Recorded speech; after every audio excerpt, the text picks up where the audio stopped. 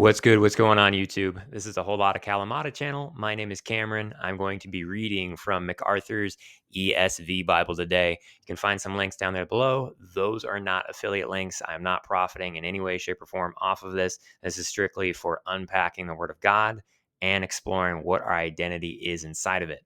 I know for myself personally, when it comes to making mistakes, if I look back through the passages of time, if I'll talk to other people in different stages of life, they'll have something for me to help encourage my walk. Hey, keep going, keep up the good fight, keep the fire roaring, keep the faith, in other words. And this isn't just part of the Christian walk, this is really just part of life in general. Hey, how do we keep pressing onwards? Sometimes it gets discouraging. Sometimes it's very, very easy to just step into the punji pit and then fall down into despair, fall down into hopelessness. So, my hope is that this is encouraging to someone today. My hope is this empowers somebody by looking back at the fact that here's what the Bible says. Here's what somebody else's mistake was. We can actually, one, find grace for ourselves, but then two, on top of that, learn from what our mistakes were. Three, knowing that our identity is not found in our mistakes, but how we handle those mistakes. Knowing that we write part of the story with our agency, but knowing that there is an author, someone else who set this all in motion. This is just a giant playground. So I hope that you'll enjoy the journey. Hopefully you get something out of this. I'm going to dive a little bit deeper with some of the notes that MacArthur has in there. But if this does speak to you on that level, feel free to pick up a copy. I'll have the links to the other resources, such as the Bible Project, as well as how not to read the Bible, linked below. To give a bit of a preface prior to reading Genesis 1 through 3, there are some things that I think the MacArthur Bible specifically highlights and notes prior to the beginning of the book.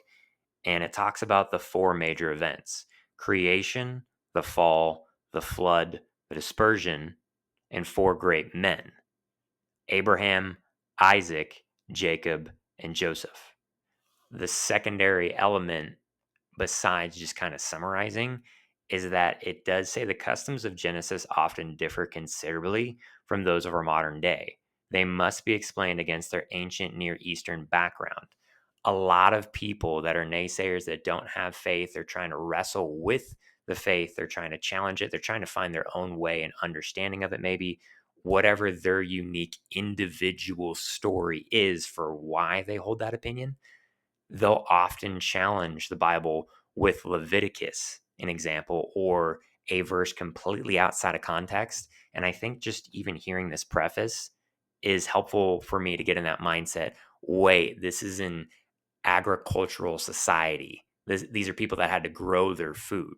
Now, initially in Genesis, that's not how it starts. The food was provided for them, but then it does go that route. So, as opposed to going to the grocery store, I have to keep in mind who this was, how they fed themselves. That's a very different mindset you might have to adopt versus a lot of the other books that are out there that maybe people are commonly reading. All right, beginning in Genesis 1 here. In the beginning, God created the heavens and the earth. The earth was without form and void, and darkness was over the face of the deep. And the Spirit of God was hovering over the face of the waters. And God said, "Let there be light." And there was light. God saw the light was good, and God separated the light from darkness. God called the light day, and the darkness he called night. And there was evening, and there was morning, the first day. And God said, "Let there be an expanse in the midst of the waters, and let it separate the waters from the waters." And God made the expanse and separated the waters that were under the expanse from the waters that were above the expanse. And it was so. And God called the expanse heaven. And there was evening, and there was morning, the second day. And God said, "Let the waters under the heavens be gathered together into one place, and let the dry land appear." And it was so. God called the dry land earth, and the waters that were gathered together he called seas. And God saw that it was good. And God said, "Let the earth sprout vegetation, plants yielding seed, and fruit trees bearing fruit in which is their seed, each according to its kind on the earth." And it was so. The earth brought forth vegetation, plants yielding seed according to their own kinds, and trees bearing fruit, in which is their seed, each according to its kind.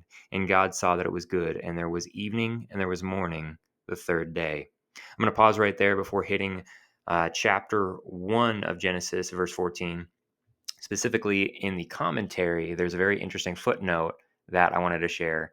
It says, for expanse, the portion of God's creation named heavens, that which man saw when he looked up, the atmosphere.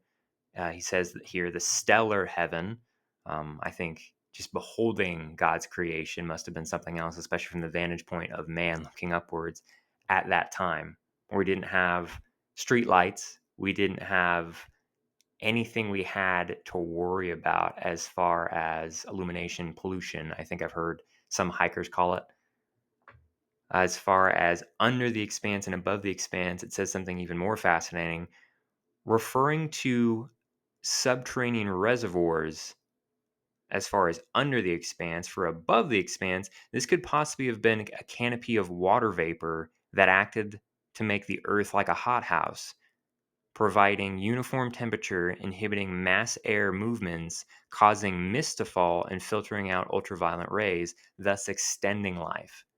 So you're seeing a very vastly different element of how the earth was originally created versus how it is today. So, fun fact, I reside in Arizona where it's a blistering 115 degrees. It's summertime, it's August 2024, where we are trying to, I guess, break our record yet again. I don't think we're honestly on course, but last year we did break it with 55 days straight of 110 degrees. Really makes you wish you had that original design by God, that water canopy, the water vapor, that would help induce longer life as opposed to what we have now.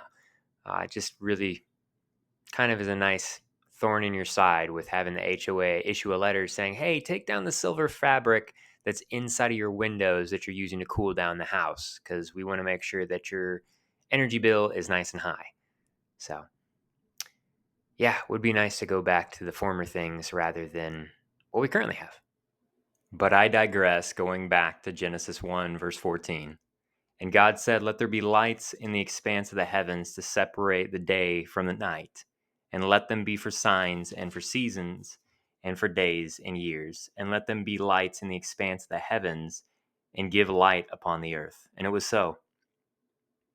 And God made the two great lights, the greater light to rule the day, and the lesser light to rule the night, and the stars. And God set them in the expanse of the heavens to give light on the earth, to rule over the day and over the night, and to separate the light from the darkness. And God saw that it was good, and there was evening, and there was morning, the fourth day. On the commentary for verses 16 through 18, it says the people of Israel had originally come from Mesopotamia, where the celestial bodies were worshipped, and more recently from Egypt, where the sun was worshipped as a primary deity. God was revealing to them that the very stars, moons, and planets that Israel's neighbors had worshipped were the products of his creation. So God is taking authorship over the very object of worship that the cultural norms of Egypt or the cultural norms of anybody that they associated with in terms of what would become the tribe of Israel. God saying, no, I made what they're worshiping, what they're displaying their adoration towards. Continuing onwards, verse 20. And God said, let the waters swarm with swarms of living creatures, and let birds fly above the earth across the expanse of the heavens. So God created the great sea creatures and every living creature that moves, with which the waters swarm, according to their kinds, and every winged bird according to its kind. And God saw that it was good. And God blessed them, saying, be fruitful and multiply, and fill the waters and the seas, and let birds multiply on the earth. And there was evening, and there was morning, the fifth day. And God said, let the earth bring forth living creatures according to their kinds, livestock and creeping things, and beasts of the earth according to their kinds. And it was so. And God made the beasts of the earth according to their kinds, and the livestock according to their kinds, everything that creeps on the ground according to its kind. And God saw that it was good. You're going to notice, obviously, the language there is very repetitious. it does make me wonder there for the translation from the Hebrew, the creative literary license that they have there probably doesn't translate, I'd imagine, very well. So when you see repetitious nature like that, yes, the same words could be used. I also have heard from Hillsdale College that teaches biblical classes that a lot of the poetic language in Hebrew is completely lost in the translation. They did have one example when they were talking about the formation of man, which is coming up. They said the hummus of humanity. That's not at all going to be found there, but very interesting that the course calls that out. Might want to check it out. Continuing on with verse 26. Then God said, "Let us make man in our image, after our likeness, and let them have dominion over the fish of the sea, and over the birds of the heavens, and over the livestock, and over all the earth, and over every creeping thing that creeps on the earth." So God created man in his own image. In the image of God, he created him, male and female, he created them. Let's pause right there. There's something very interesting in the commentary. It says, verse 26, us, our, the first clear indication of the triunity of God. The very name of God, Elohim, is a plural form of El, or God. Man, the crowning point of creation, a living human, was made in God's image to rule creation. Our image, this defined humanity's unique relation to God. A human is a living being capable of embodying God's communicable attributes. In their relational life, humans were like God in that they could reason and have intellect, will, emotion. In the moral sense, they were like God because they were good and sinless. That's the start of the creation. That's who authored us, just like the stars, but gave so much more capacity, gave so much more capability. So that's where we find part of our identity. Who authored us, who gave us this capacity for reason, for agency, for choice. Going on to verse 28. And God blessed them. And God said to them, "Be fruitful and multiply, and fill the earth and subdue it, and have dominion over the fish of the sea, and over the birds of the heavens, and over every living thing that moves on the earth." And God said, "Behold, I have given you every plant yielding seed that is on the face of all the earth, and every tree with seed in its fruit. You shall have them for food. And to every beast of the earth, to every bird of the heavens, to everything that creeps on the earth, everything that has the breath of life, I have given every green plant for food." It's a vegetarian call out. Everything was eating strictly plant. And it was so. And God saw everything that he had made, and behold, it was very good. And there was evening, and there was morning, the sixth day. So that is going to be it for Genesis chapter 1. There's a lot more to unpack, but I find it fascinating as we're ending out the chapter, there's a call out, specifically verse 27, saying that other human beings are made. This is prior to Adam and Eve. This is prior to the Garden of Eden.